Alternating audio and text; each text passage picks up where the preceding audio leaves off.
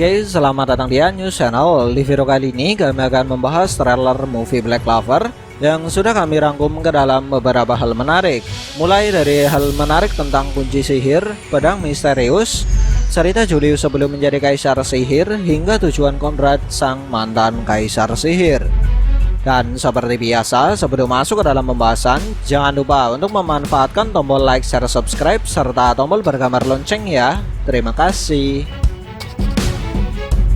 Kemudian langsung saja hal menarik pertama. 13 detik pertama pada trailer ini hanya menjelaskan tentang latar belakang cerita dari seri Black Clover, yang pada dasarnya sudah diketahui oleh semua fans Black Clover. Lalu mengapa pihak official menaruh adegan ini? Ya, tentu saja untuk menjelaskan kepada penonton baru. Nah, dari sini bisa kita pastikan bahwa target dari movie ini bukan hanya fans Black Clover, atau dengan kata lain, pihak official sedang berusaha menarik peminat baru. Dan sepertinya hal ini menjadi salah satu alasan mengapa Shueisha memilih untuk merilis movie ini lewat jaringan Netflix. Ditambah lagi, anime Black Clover jauh lebih populer di layanan streaming ketimbang TV lokal Jepang. Perlu diingat bahwa seri Black Clover adalah seri anime yang paling banyak ditonton di seluruh dunia lewat Crunchyroll pada tahun 2020. Dan semua season anime Black Clover selalu menduduki peringkat 10 besar saat dirilis di Netflix Jepang. Jadi lisensi dari movie ini sudah pasti menjadi sesuatu yang sangat menggiurkan bagi Netflix. Dan kami yakin Netflix merogoh kocek yang cukup dalam untuk mendapatkan lisensi dari movie ini. Lalu bagi yang ingin mendukung seri Black Clover, jangan lupa untuk menonton movie ini di Netflix ya. Ya, walaupun biasanya versi bajakan dari movie yang tayang di Netflix akan tersedia di situs ilegal hanya dalam waktu kurang dari 1 hari.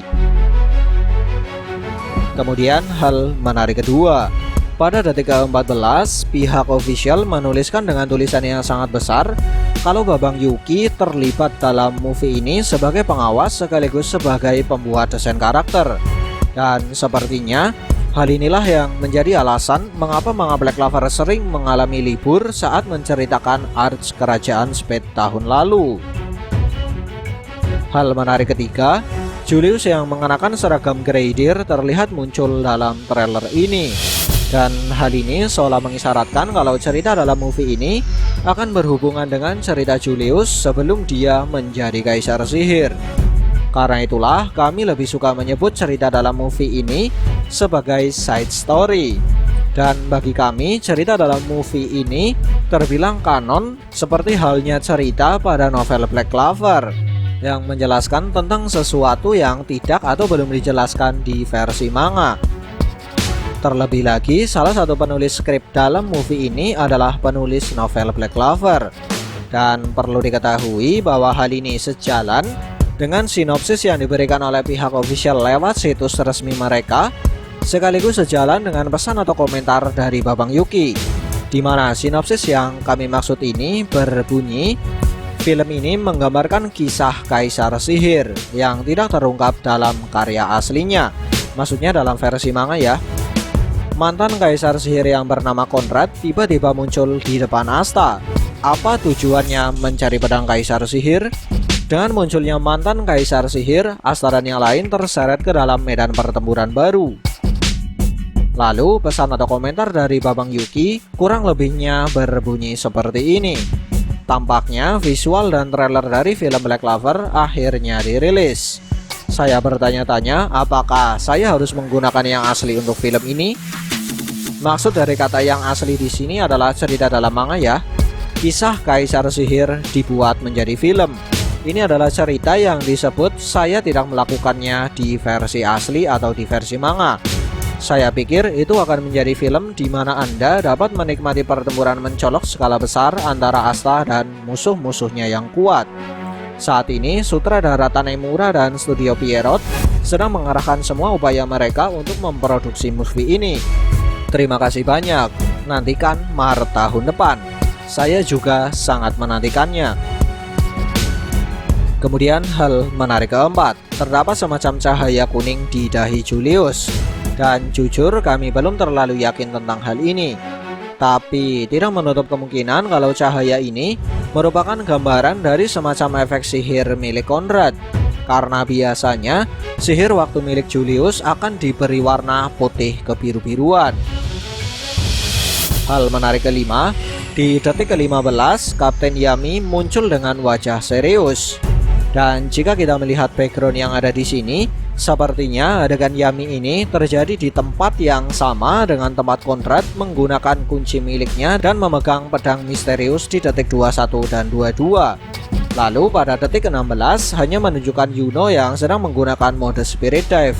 Ya, adegan ini hanya menjelaskan kalau Yuno akan memiliki peran dalam movie ini. Kemudian hal menarik ke-6, setelah tulisan kisah Kaisar Sihir yang belum terungkap, kita bisa melihat sebuah pedang kristal misterius yang terkesan terkurung dalam sebuah sihir. Dan jika teman-teman melihat adegan ini dengan seksama, maka teman-teman bisa melihat kalau sihir yang mengurung pedang ini terlihat serupa seperti sihir waktu milik Julius. Selain itu, teman-teman juga bisa melihat kalau Conrad berdiri di depan pedang ini. Lalu, mengapa Julius mengurung pedang tersebut dengan sihir waktu miliknya? Dan mengapa Conrad berdiri di depan pedang tersebut? Mungkinkah Julius dan Conrad sedang bertarung untuk memperebutkan pedang kristal misterius tersebut? Menarik. Sedikit tambahan, karena judul dari movie ini adalah Pedang Kaisar Sihir, maka tidak menutup kemungkinan kalau pedang kristal misterius tersebut merupakan sesuatu yang sangat penting dalam cerita di movie ini. Lalu, mengapa pedang ini menjadi sangat penting? Ya, nanti kita bahas. Hal menarik ketujuh, pada detik ke-20 dan 21, terlihat kalau Conrad dapat memunculkan dan menggerakkan kunci misterius sekaligus menciptakan semacam lubang kunci di udara tanpa menggunakan tangan. Tapi sayangnya sama sekali belum ada kejelasan apa yang bisa dilakukan oleh Conrad ketika menggunakan kunci-kunci tersebut. Lalu jika ada yang bertanya, apakah kunci Conrad merupakan item sihir atau kunci yang tercipta dari sihir? Ya, jujur kami sendiri belum bisa memastikannya. Tapi setidaknya ada satu petunjuk di detik ke-20, di mana sebelum Conrad menggerakkan kunci-kunci miliknya, Conrad digambarkan tidak membawa kunci-kunci tersebut, dan dia kemudian memunculkan kunci-kunci tersebut. Tapi sayangnya, kami sendiri belum bisa memastikan apakah dia menciptakan kunci-kunci tersebut dengan sihir atau hanya memindahkannya dari suatu tempat. Kemudian hal menarik ke-8, pada bagian akhir trailer ini, Asta diperlihatkan sedang bertarung melawan seorang penyihir yang dapat menggunakan sihir api dan juga petir. Lalu, siapakah orang yang sedang Asta lawan? Yap, ada kemungkinan kalau penyihir yang dilawan Asta adalah Conrad. Mengapa bisa demikian? Ya, karena Asta bertarung di bawah tempat Conrad menggunakan kunci-kunci miliknya. Dari manakah kami tahu tentang tempat ini? Ya, tentu saja dari bentuk dinding di adegan ini yang terlihat serupa dengan dinding bagian bawah tempat Conrad menggunakan kunci-kunci miliknya. Dan jika apa yang kami sampaikan ini memang benar, maka Conrad dapat menggunakan setidaknya 2 atribut sihir. Mungkinkah ini merupakan salah satu kelebihan dari kunci-kunci Conrad? Kemudian hal menarik ke-9, kapankah timeline dari cerita di movie ini terjadi? Nah, jika kita melihat desain Asta dan jubah yang dikenakan oleh Yami di detik ke-15, maka menurut kami, timeline pertarungan dengan Conrad dalam movie ini terjadi sebelum Kapten Yami diculik. Atau bisa kita katakan kalau pertarungan melawan Conrad terjadi saat time skip 6 bulan. Dan sepertinya kemunculan Julius dengan jubah Greidir di detik ke-15 merupakan bagian dari flashback atau kilas balik tentang Julius yang akan dimunculkan dalam movie ini. Hal menarik ke-10, saat Conrad menggunakan kunci-kunci miliknya dan memegang pedang kristal misterius, Conrad sempat berkata, "Ini adalah hari di mana aku akan merubah kerajaan ini."